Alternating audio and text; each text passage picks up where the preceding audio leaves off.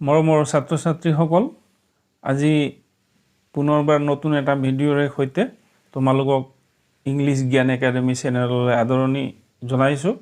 আজি আমি আলোচনা কৰিব বিচৰা বিষয়টো হৈছে BBA। আমি শুনি থাকো BBA তাকে BMS বা BBS বুলিও কোৱা হয়। তো BBA এর ফুল ফর্মটো হৈছে Bachelor of Business Administration। কোনোবা অনুষ্ঠানত BBA নকৈ BMS বুলিও কোৱা হয়। একেটাই কোর্স একেটাই হয়, নাম অকণমান বেলেগ। BMS হৈছে Bachelor of Management Studies বা BBS বুলিও কোৱা হয় কিছুমান ঠাইত, কিছুমান শিক্ষানুষ্ঠানত BBS Bachelor of Business Studies। অর্থাৎ BBA, BMS বা BBS তিনিটা একেই। এতিয়া আমি এই ভিডিওটোত আলোচনা কৰিব বিচাৰিছো এই BBA বা BMS বা BBS। ইয়াৰ পিছত মই অকল এটাই নাম কম BBA। তাত এডমিশন আমি কেনেকৈ ল'ব পাৰো, সেই কোৰ্সটোত কি পঢ়িব পাৰি, কেনে ধৰণৰ কৰ্মসংস্থান বা জব অপৰচুনিটিজ বিলাক থাকে, ভাল শিক্ষানুষ্ঠান কোনবোৰ ভাৰতৰ ক্ষেত্ৰত আৰু অসমৰ ক'ত পঢ়িব পাৰি এই কোৰ্সটো, এই সম্পূৰ্ণ কথা এই ভিডিওটোত আমি আলোচনা কৰিম। তাৰ আগতে যিসকলে BBA কোৰ্সৰ বিষয় ভালকে শুনা নাই বা নামেই ভালকে শুনা নাই তেওঁলোকৰ কাৰণে কৈ দিছো। BBA টো হল আমি MBA বেছিকে শুনিছো, MBA এর পাছৰ পৰ্যায়ৰ।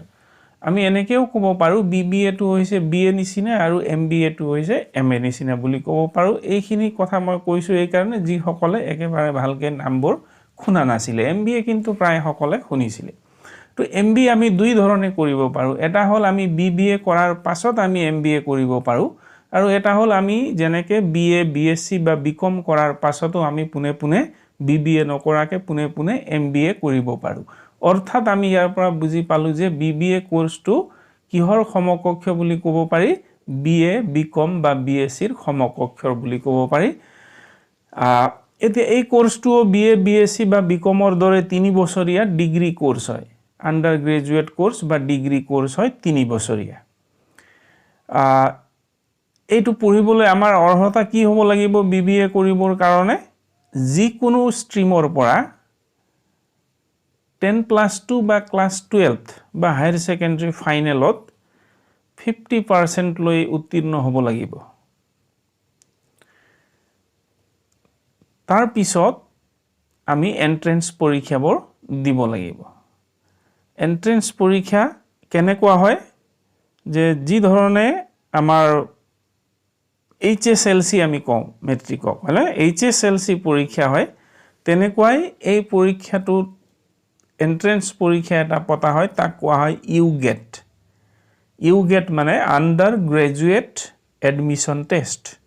এই পৰীক্ষাটো পাতে আইমা বুলি আছে, যেনেকে আমাৰ HSLC কোনে পাতে, সেবাই পাতে, সেবা SEBA। তেনেকে UGAT পৰীক্ষাটো পাতে আইমা, অৰ্থাৎ অল ইণ্ডিয়া ম্যানেজমেন্ট এসোসিয়েশন। এই অনুষ্ঠানটোৱে UGAT পৰীক্ষা পাতে। CUET হৈছে কমন ইউনিভাৰ্সিটি এন্ট্ৰেন্স টেস্ট। এইটো পৰীক্ষাৰ যোগেদি আমি এডমিশন ল'ব পাৰো, বা ACT বুলি কোৱা হয়, সিম্বায়সিস এন্ট্ৰেন্স টেস্ট।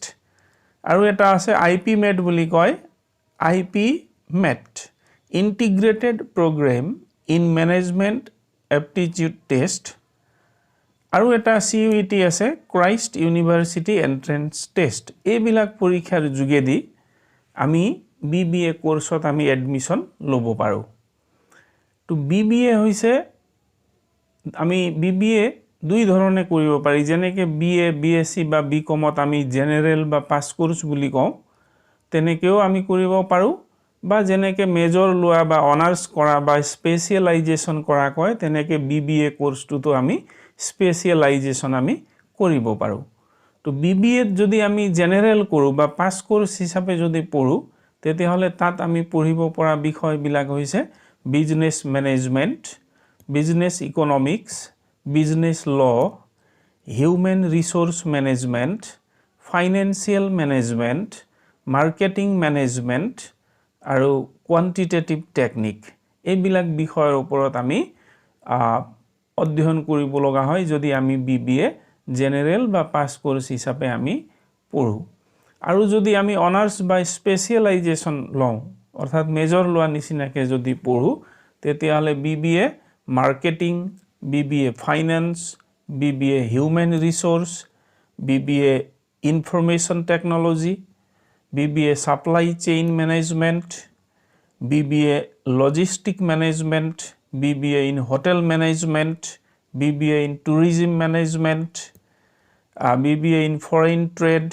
আৰু আছে BBA in banking and insurance এইবিলাক বিষয়ৰ ওপৰত আমি পঢ়িব পাৰো এইবোৰ বিষয় আমি পঢ়িব লাগিব এতিয়া এডমিশনটো কেনেকৈ হয় অলপ আগত মই ক'লো যে এন্ট্ৰেন্স পৰীক্ষাৰ যোগেদি হয় কিছুমান অনুষ্ঠানে শিক্ষানুষ্ঠানে ডাইৰেক্ট এডমিশন দি দিয়ে হেতু মেৰিটৰ বেসিছত অৰ্থাৎ আমি আগতে পোৱা হায়াৰ সেকেন্ডাৰী বা ক্লাস 12 ৰ ফাইনেল পৰীক্ষাৰ নম্বৰৰ ভিত্তিত কিছুমান শিক্ষানুষ্ঠানে এডমিশন দিয়ে এনেকে আমি এডমিশন এতিয়া ভাৰতৰ ক'ত আমি পঢ়িব পাৰো এই বিষয় বুলি ক'লে ভাৰতৰ ক্ষেত্ৰত আমি শুনিছো এটো বহুত বিখ্যাত শিক্ষানুষ্ঠান আছে যেনেকৈ IIT আছে ইঞ্জিনিয়াৰিংৰ কাৰণে বিশেষকৈ তেনেকৈ Indian institute of management IIM বুলি ক'লে মানুহে গম পাই যায় বুজি পায় ইয়াত এডমিশন লোৱাটো কষ্টকৰ যথেষ্ট কষ্ট কৰি যথেষ্ট অধ্যয়ন কৰিলেহে এডমিশনটো পোৱা যায় তো ইণ্ডিয়ান ইনষ্টিটিউট অফ ম্যানেজমেন্ট